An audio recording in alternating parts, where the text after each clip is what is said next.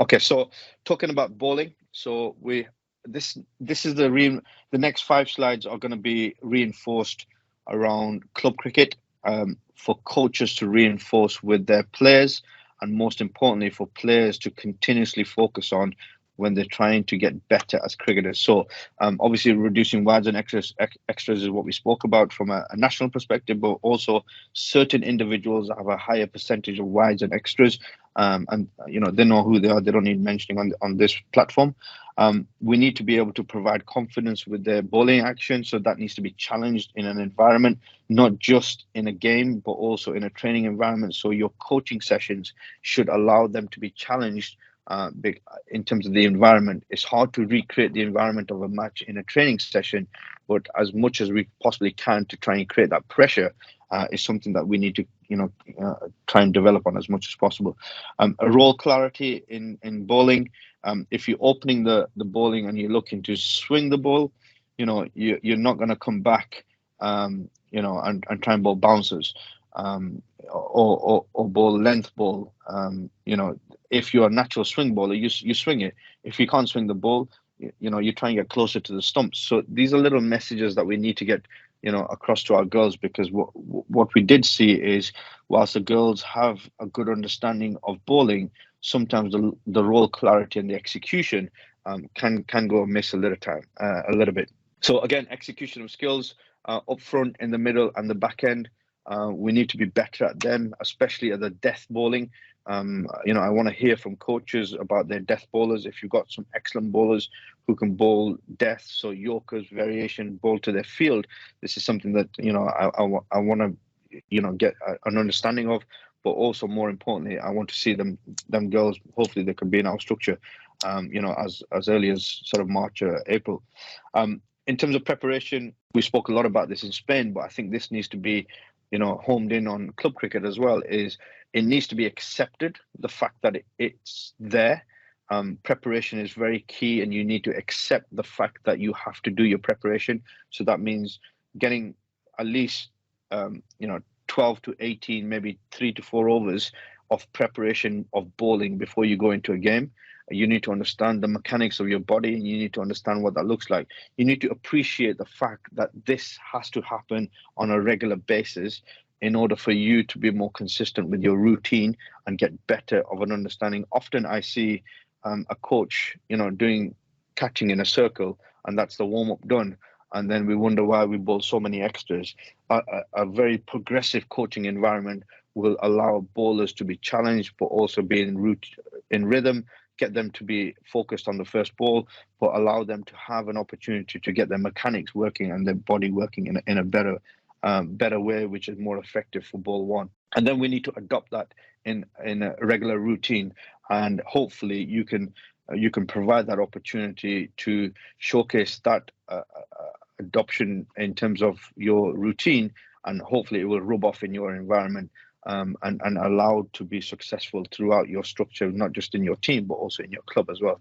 And the last one for me is quite an important one, knowing your field positions and what you're trying to do with it when you're bowling. Often we have a plan, but we can't execute that because we don't know the feel to it and why we're doing it. As coaches, we need to challenge that. We need to allow players to understand what that challenge looks like, but also we need to be in a position where we can challenge the fielding positions in order to get the execution right. So that pressure needs to be put on in practice environment as well. So this is something that I would encourage not only bowlers to try, but also for our coaches to implement in their training sessions. So this is from bowling. Again, the next message is from a batting perspective, and again, to be reinforced in club cricket. Into the next slide, what we will be seeing is an opportunity for key messages that we've learned on tour. We've got some really progressive batters. We've got some excellent young potential. But what we do find is, as you can see, a rotation of strike. We have a very high dot ball percentage, and we need to be able to reduce that as much as possible in order to be progressive. Often this results in getting more singles, which means our overall total moves from 6 to 7 to 8 to 9 and over, which then obviously takes us to from 120 to 140 to 160, which then puts up in the higher category of better win percentages. So something as simple as finding a single might be overall an effect to winning more games. So whether it's a strike rotation against seam bowlers, and then often when we face spinners, this is where the challenge comes, especially if you're not comfortable using your feet. So again, from a coaching environment, if you can challenge the element of spin, especially slow, loopy spin, and what you're going to be doing with that, and that is part of your timing and your transfer of balance and your shot selection in terms of understanding what you're going to be doing. Again, seam option, a defensive option is probably your best option, but also understanding when to defend and when to attack, both from a technical point of view, but also from a tactical point of view. This is something that we need to be better on. Running and calling between the wickets, again, knowing when to call, knowing what can we call, and also which helps in reducing our dot ball percentage. And overall, we have to be better in trying to get, a better score in our T20 matches. So we have to be able to challenge and allow our bowling department to win more effective games. And this is something that we're going to be challenged on in the qualifiers in June. From a perspective of fielding, what we found was attacking the ball more often, so attacking the line more often, catching with confidence, which needs to be a stronger element, but also being able to throw short distance and long distance. I think the key area that I spotted from a throwing perspective is, we haven't thrown enough in order for our shoulders to feel like there's a routine and we have a strong throwing technique. I'm really big on throwing, but I'm also really big on getting your body to do and help you with your throwing. So it's a technical area. And if this is something that you're not sure about, please reach out to me. I'm happy to help out from any of these coaching perspectives. But obviously fielding is quite close to me. So I want to make sure that we get better with our fielding, and we can show intent in our field, and we can save 30 to 40 runs. Even a small target like 15 runs or 20 runs in the field will have a positive effect on us. The awareness of off the ball activity, again, sometimes we switch off in the field, concentration goes. This is an area that we got found out a little bit in Spain, but we have to be better at. One of the key areas that I would say is just understanding what off the ball activity looks like. So if you don't have the ball in your hand, what you can do to help the person who has got the ball when they're throwing at the non-strikers end or the strikers end, what we can do as a whole unit. So hopefully some of the girls can come back and sort of explain what that looks like. Strengths and weaknesses of fielding positions. Often what I see is if you're not a boundary rider, somehow you find yourself on a boundary. And if that's something that at club cricket we can get rid of, or we can instruct a little bit better, if they have got strengths of fielding inside the circle. I'm not saying don't do that in a practice environment, but also try and do that in a game environment where you can get better at doing both. Because what we find, or what I am finding at international level, is there's only a handful of girls that can do boundary riding, and the rest of the girls are confident being in the circle. So we have to have more athletic fielders in our team. And if there's anything that, from a club cricket perspective, that we can improve, is simply throwing 10 to 15 yards, even 30 yards from inside the circle to the keeper or the bowler. Can we throw that straight, accurate, with pace, and more consistently? If there's one thing you can take from this slide, is if coaches can work on that, or players can work on that, throwing in a straight line with a high degree of success to the keeper with pace. It's an easy thing said, but it's a hard thing to achieve consistently. And if we can do that, we have a better opportunity to affect runouts, but also we set the standard of our throwing, which allows the opposition to understand what our standard of fielding is like.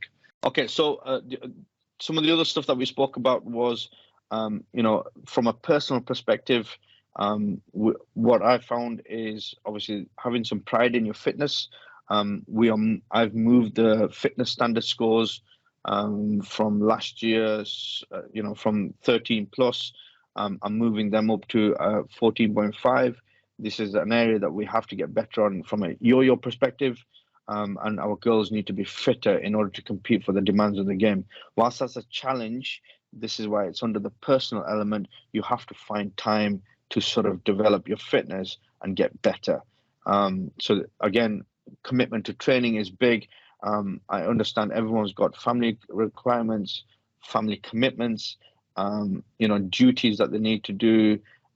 You've got some educational commitments, etc., etc. But this is where, if you're going to be a national player and we need to be better in our culture, we have to sort of understand what that looks like from a national perspective.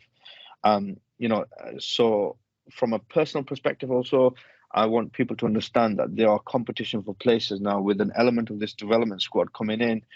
We've got 25 places up for who are, effectively playing for 11 places. And that will only develop our girls to get stronger, fitter, more competitive, but also challenge each other to get better. And that fits in around my expectations for the national teams.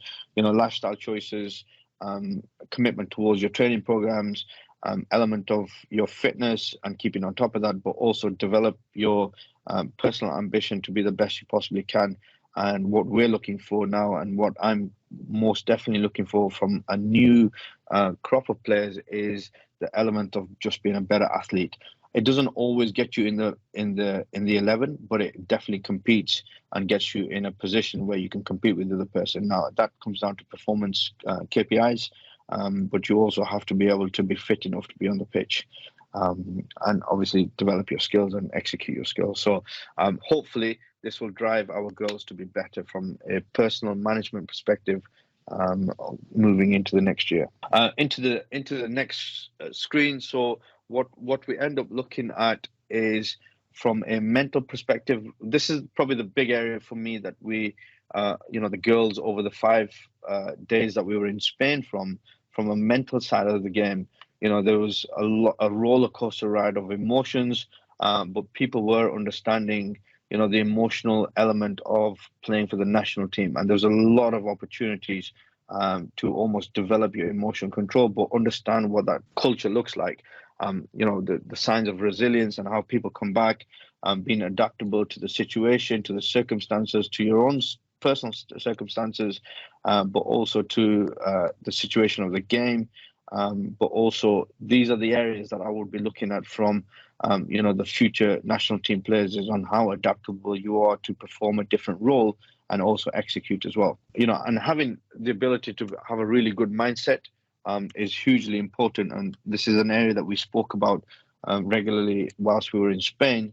And this will hopefully drip feed into our national program, in terms of, being strong and competitive in terms of your mindset, but also being adaptable for challenges. And one of the biggest ones there is concentration. So again, in your coaching environments, in your club area, trying to develop your concentration. It's not an easy thing to do, but it needs to be done over a long period of time with an element of high degree and high risk, but also high reward as well. So we have to try and get into a position where we're working on our concentration. That might be simply fielding positions. That might be getting into a fielding area. That might be taking 100 catches. It might be batting for long periods of time against an off spinner, left arm spinner with a degree of rotation. It could be elements of completely different areas that you can work on, but we have to get better at concentration across all our formats. Okay, so one of the key areas is, over the next period of time, the element of culture. Culture is driven and hopefully will dictate what our national team looks like, what our process looks like, but also what we look like as a brand. One of the key areas that I spoke to the girls about is you have to be a little bit more independent in what you're doing.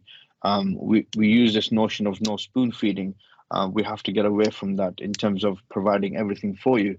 What I really want is having independent cricketers who are thinking cricketers, who are progressive, but also can deliver by themselves, but also can think by themselves under pressure. Often we see, players, athletes, boys and girls, to be fair, often looking to the sidelines for instructions. And this is where I want to make sure that we become redundant in terms of a coaching management team. We want to be able to be, relying on the players to make all the successful decisions and the right decisions under pressure.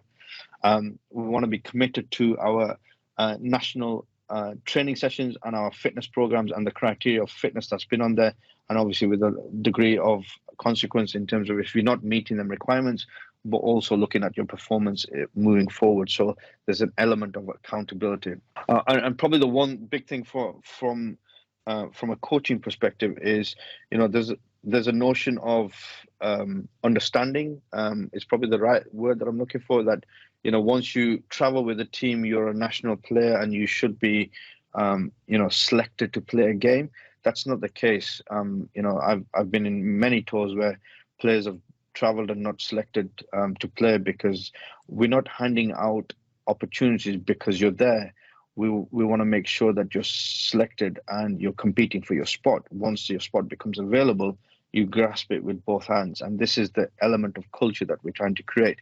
The competition for places, once you get your opportunity, you should be taking it. So this is not a free-for-all. We want to get our coaches to understand that as well, that once your club player, one of your female players is selected for the national team, they have to be performing in order to keep in that national team or stay in that national team, but also they're not guaranteed a place in that national team. And even if the girls have been selected in Spain, does not guarantee them a selection moving forward. It means you've just got to work hard to earn the right to play for the shirt. Again, accountability on performance, and an opportunity to perform better moving forward. So we really have a no excuse culture.